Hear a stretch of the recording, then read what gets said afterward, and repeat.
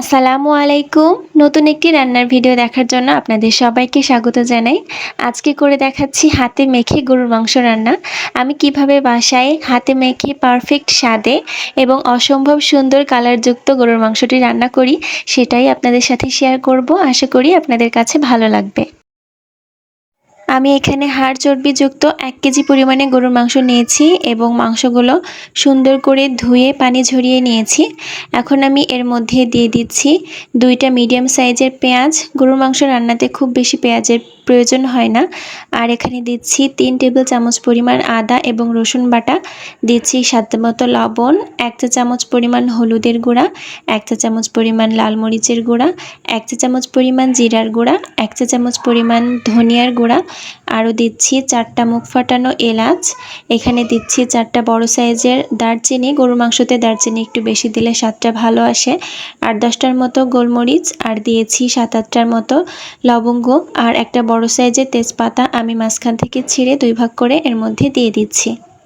সব শেষে দিয়ে দিচ্ছি 1/2 কাপ পরিমাণ সয়াবিন তেল। আপনারা চাইলে তেলের পরিমাণ বাড়িয়ে বা কমিয়ে নিতে পারেন। এখন সব কিছু একসাথে খুব ভালোভাবে মেখে নিচ্ছি। আর এই মাখানোর কাজটা যত সুন্দর হবে, মাংস রান্নাটাও তত বেশি টেস্টি হবে।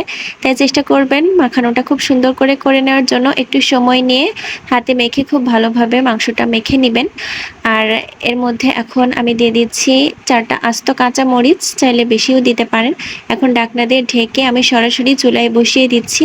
আর এভাবেই ঢাকনা দিয়ে ঢেকে আমি 10 মিনিটের জন্য রান্না করে নিব। 10 মিনিট পর ঢাকনাটা উঠিয়ে নিয়েছি এবং মাংস থেকে বেশ কিছুটা পানিও ছেড়েছে। এখন আবারও ঢাকনা দিয়ে ঢেকে আমি পানিটা সম্পূর্ণভাবে শুকিয়ে নিব এবং যতক্ষণ না পর্যন্ত মাংস থেকে তেল ছাড়ছে ততক্ষণ পর্যন্ত রান্না করব। দেখতে পাচ্ছেন মাংস থেকে অলরেডি তেল ছেড়ে দিয়েছে এবং পানিটাও সম্পূর্ণভাবে শুকিয়ে গিয়েছে। আর এখন আমি এই মাংসটাকে আবারও 5-6 মিনিটের জন্য খুব ভালোভাবে কষিয়ে নিব। আর প্রথম পর্যায়ে আমি এখানে দিয়ে দিচ্ছি 2 কাপ পরিমাণ ফুটন্ত গরম পানি। চেষ্টা করবেন গরুর মাংস বা খাসির মাংস যেটাই হোক রান্না করার সময় প্রতিবার গরম পানিটাই ব্যবহার করার জন্য। এতে করে মাংস শক্ত হয়ে যাওয়ার ভয় থাকে না আর খুব দ্রুত সেদ্ধ হয়ে যায়। পানিটা দেওয়ার পর আমি আবারও ঢাকনা দিয়ে ঢেকে দিয়েছি এবং বারবার নেড়ে দিচ্ছিলাম যাতে নিচে পোড়া না লেগে যায়। এখন আমি একটু আলু ব্যবহার করছি। আমার বাসায় মাংসের সাথে আলু খেতে সবাই পছন্দ করে, তাই আমি আলু দিয়েছি। আপনারা চাইলে না দিলেও হবে। আর আলুটা দিয়েছি প্রথমবার কষানোর ঝোল শুকানোর কিছুটা আগে আলুটা দিয়েছি যাতে সেদ্ধ হয়ে যায়।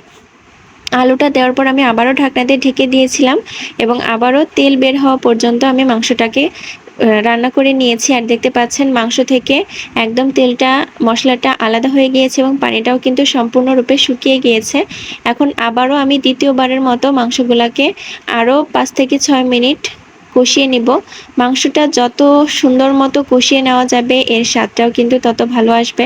আমি মোটামুটি 5 থেকে 6 মিনিটেরও বেশি সময় ধরে মাংসটাকে কষিয়ে নিয়েছি এবং এরপরে আবারও দিয়ে দিচ্ছি আমি ফুটন্ত গরম পানি। আমি যতটুকু ঝোল রাখতে চাই এখানে ততটুকু পরিমাণে পানি ব্যবহার করেছি। আপনারা আপনাদের পরিমাণ অনুযায়ী পানি ব্যবহার করতে পারেন। পানিটা দেওয়ার পর আবারও ঢাকনা দিয়ে ঢেকে দিয়েছি এবং মাঝে মধ্যে আমি ঢাকনাটা সরিয়ে মাংসটাকে নেড়ে দিয়েছি যাতে নিচ থেকে পোড়া লেগে না যায়। আমি আমার পছন্দ মতো ঝোল রাখার জন্য এখানে মাংসটাকে রান্না করতে বসিয়েছি। আর আমি এই পর্যায়ে এখন চুলাটাকে বন্ধ করে দেব। আমি একটু ঝোল রাখতে চাচ্ছি। আপনারা যদি ঝোল কম রাখতে চান এক্ষেত্রে আরেকটু জাল করে নিতে পারেন।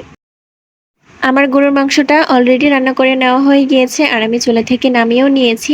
দেখতে পাচ্ছেন কালারটা কত সুন্দর এসেছে আর মাংসগুলো কিন্তু খুব ভালো করে সেদ্ধও হয়ে গিয়েছে আর খুব বেশি কিন্তু ঝোলও নেই, তেলটাও বেশ বের হয়ে এসেছে। এখন আমি খিচুড়ির সাথে মাংসটাকে পরিবেশন করব। আপনারা চাইলে সাদা ভাত কিংবা পোলাও যে কোনো ভাতের সাথে মাংস পরিবেশন করতে পারেন, একদম জমে যাবে। আর মাংসটা কত সুন্দর মতো সেদ্ধ হয়েছে আমি একটু দেখিয়ে দিচ্ছি।